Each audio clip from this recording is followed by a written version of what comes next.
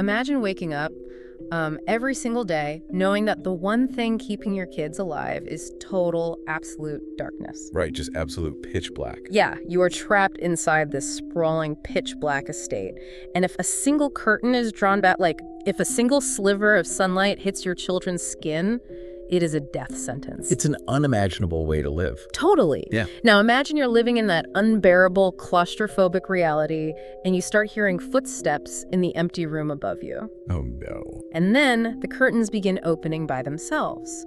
Well, you know about ghost stories and, well, completely obliterates it. It really does. Yeah. We're looking at a story that operates as a total masterclass in psychological horror. Exactly. To really grasp the mechanics of this narrative, though, we have to establish the intensely claustrophobic setting. The year is 1945, right after the devastation of World War II. Right. And we are placed in this enormous, isolated, fog-shrouded estate on the Isle of Jersey.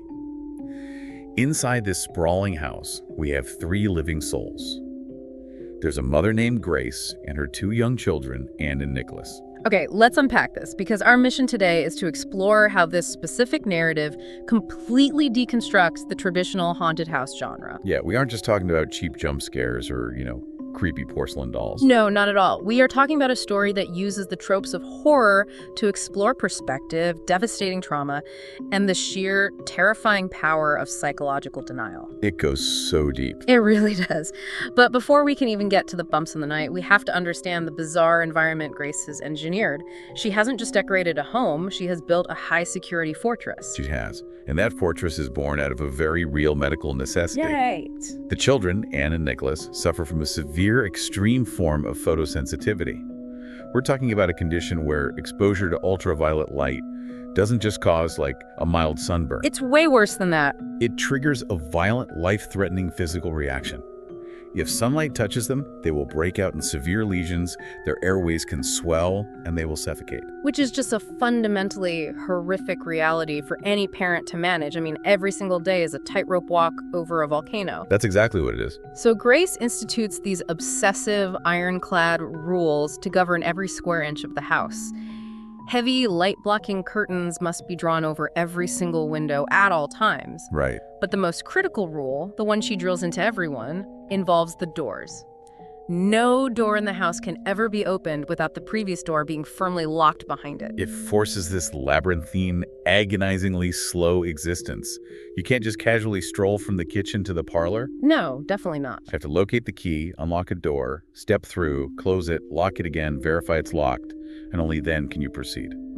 The architecture of the house is defined entirely by its barriers. It makes me think of living inside a giant nuclear submarine resting at the bottom of the ocean. Oh, that's a great analogy. Like, if you are moving between compartments, you don't just leave the hatches open. If you open the wrong hatch without sealing the bulkhead behind you, the pressure drops, the water rushes in, and the entire crew dies. Yep, it's that extreme. One wrong move, one breached hull, and it's game over. That is the baseline stress level in this house before anything supernatural is even introduced. And into that absolute powder keg of tension, 3 new servants arrive. Right. Grace hires them to help maintain this massive dark estate. There's an older woman named Mrs. Bertha, a gardener named Mr. Tuttle, and a young mute girl named Lydia.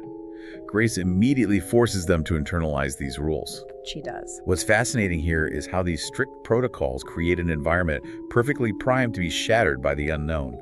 Grace has constructed a world where she maintains absolute totalitarian control over every variable. Yeah, she has to control everything. Psychologically speaking, when a human being builds a defensive wall that high and that rigid, it usually points to a deep underlying fragility.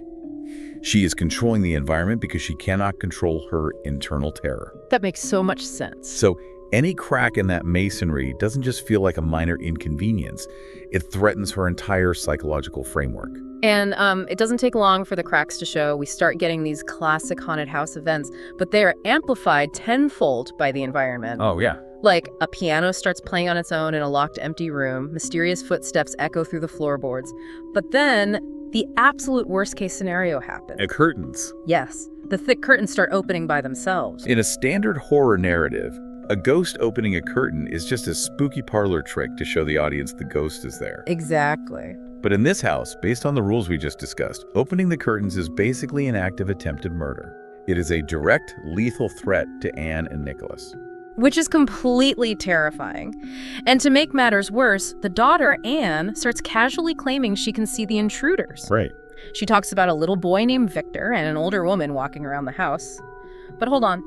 If I'm Grace, and I genuinely believe a supernatural entity is opening the curtains to fry my children in the sun, I am not staying in that house. You run. I am packing my kids into a light-proof carriage and running for the hills. So how does she rationalize staying when her ironclad rules are being actively breached? Well, fleeing would require acknowledging that she has lost control. Her entire identity, her entire psyche is built on the foundation of being the ultimate protector. Okay, I see. When faced with the undeniable evidence that her control is an illusion, the human brain often deploys cognitive dissonance.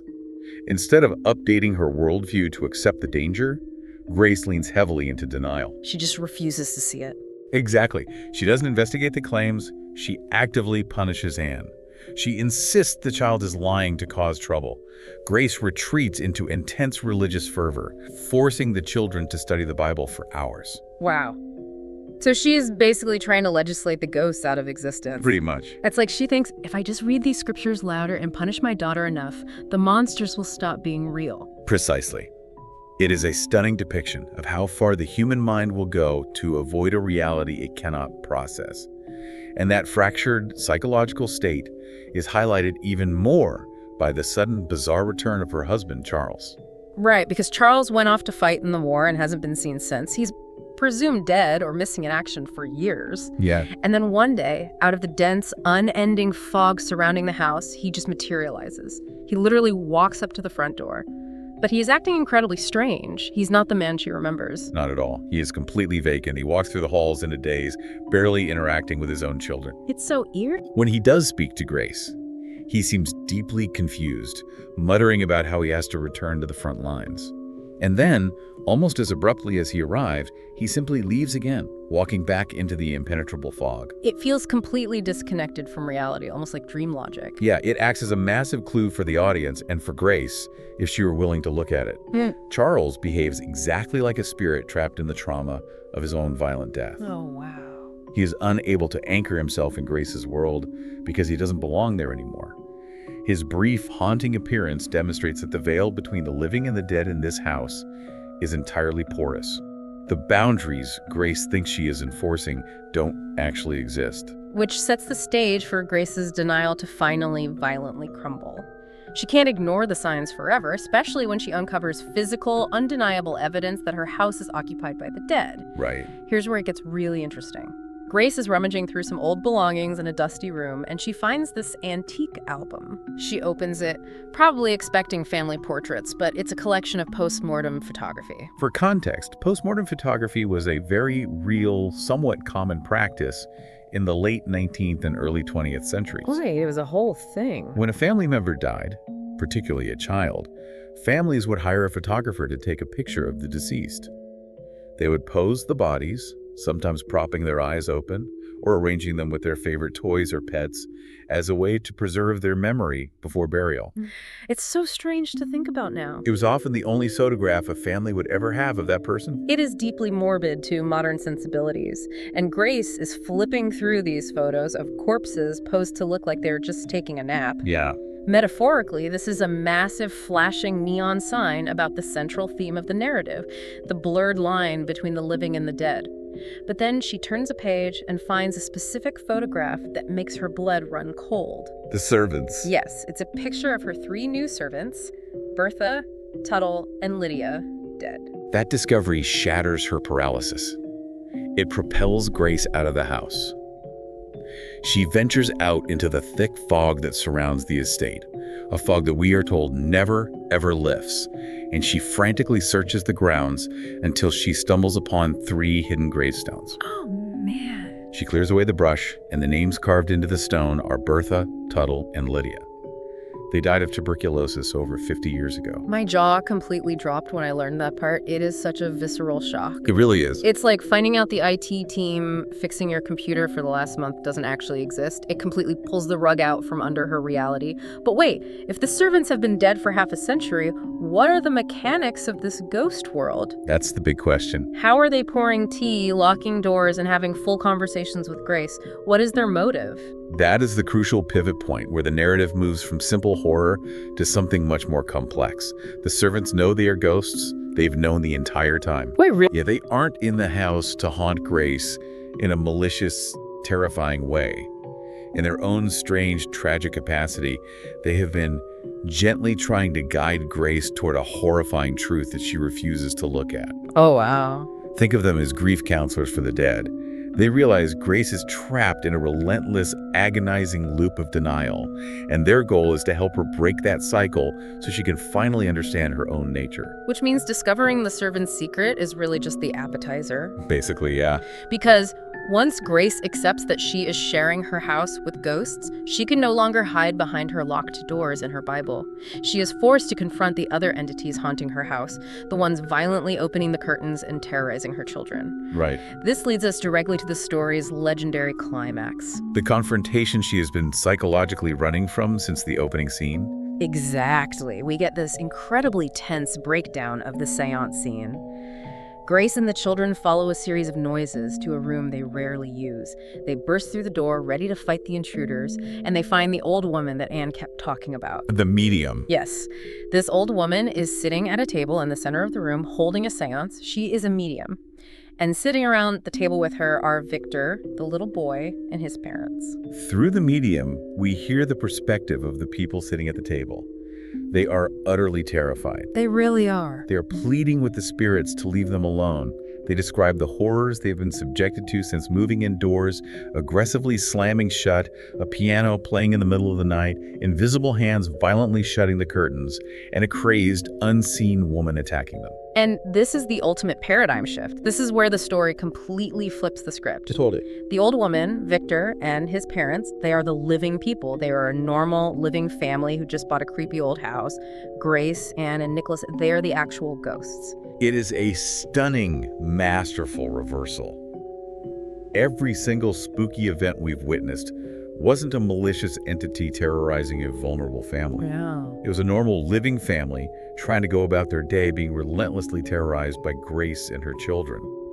When the curtains were magically opening, threatening the children's lives, it was literally just Victor's father opening the blinds to let some morning sunlight into his new living room, and Grace's ghost violently slamming them shut to protect kids who are already dead. It makes you rethink every single scene instantly. The piano playing on its own, that was just a ghost child plucking the keys while the living family watched in horror. Exactly. But the tragedy goes so much deeper than just a clever structural twist. If we connect this to the bigger picture, we have to look at how Grace and her children became ghosts.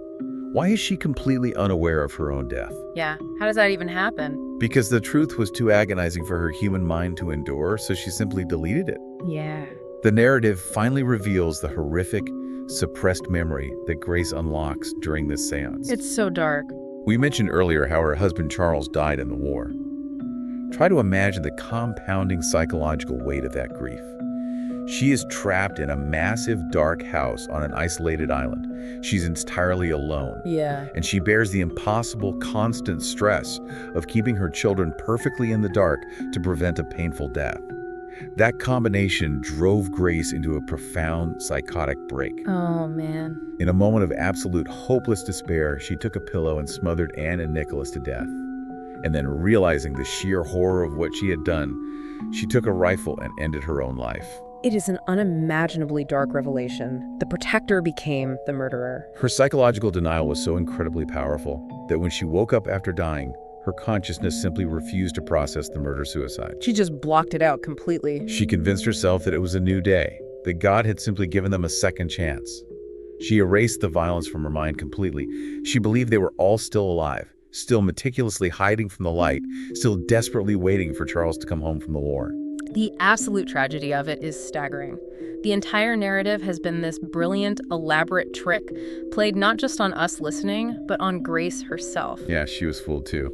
The living family, Victor and his parents, were just trying to exist in their new home, and they ultimately lose. The breakdown notes that after the seance, the living family actually packs up all their belongings and flees. Right. They drive away from the estate because they are far too terrified to stay. They are driven out by the haunting. Grace wins the territorial battle. She gets to keep her house. But the victory is entirely hollow because the veil of denial has been lifted. She knows now. She finally has to sit with the reality of what she is and what she did to her own children. Remember that thick, impenetrable fog surrounding the house? Yeah, that never lifts. It operates as a direct physical manifestation of the psychological fog she enveloped herself in to avoid her own guilt. Now that the truth is out, she is trapped in that fog forever, fully aware. It is such a brilliant inversion of the classic haunted house trope. It's a story told entirely from the perspective of the ghosts who mistakenly believe they are the living victims. Completely. They genuinely think they are the ones being besieged, when in reality, they are the terrifying monsters in someone else's horror story. So, what does this all mean for you listening to this? Well, obviously, we aren't talking about literal ghosts haunting old mansions. No, of course not. But think about the underlying themes of denial and perspective. Think about how easily the human mind can construct an elaborate alternate reality, a narrative where we are the innocent victims, just to avoid facing a painful truth about our own actions or our own toxicity. We all do it to some extent. We do. We all have our own versions of drawing the heavy curtains and locking the doors. We all have uncomfortable truths we stubbornly refuse to look at. We build these pressurized, perfectly controlled environments in our lives, our careers, and our relationships. We establish strict rules for how things must be and how people must treat us to keep ourselves feeling safe. Yeah. And when those rules are inevitably broken by the outside world, we feel haunted. We feel attacked. But the profound psychology of this story leaves us with a necessary, if deeply uncomfortable, question to ask ourselves. What's that? If our reality is entirely shaped by our own limited perceptions and the strict rules we enforce to protect our fragile egos, how do we know we aren't just haunting our own lives, stubbornly hiding from a truth we aren't quite ready to face?